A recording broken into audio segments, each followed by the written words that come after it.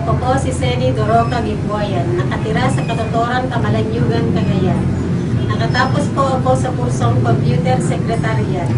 Bago ako nag-aral ng TESDA, isa po akong ordinaryong empleyado o sa madaling salita, dati po akong sekretarya. Mahirap maging empleyado sapagkat limitado ang aking kita, lalo na at mayroon akong pamilya.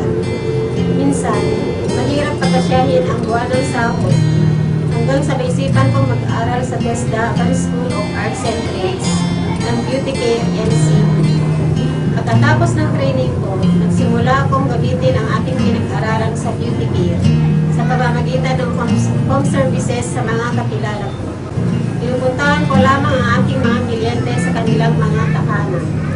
Hanggang sa naisipan ko magpatayo ng sariling pwesto sa Santa Ana, Cagayan.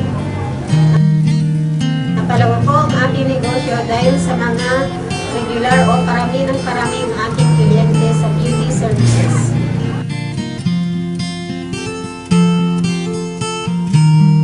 Unti-unti ko rin naipundar ang aking mga gamit at nakatulong sa aking pamilya at mga kamag-anak.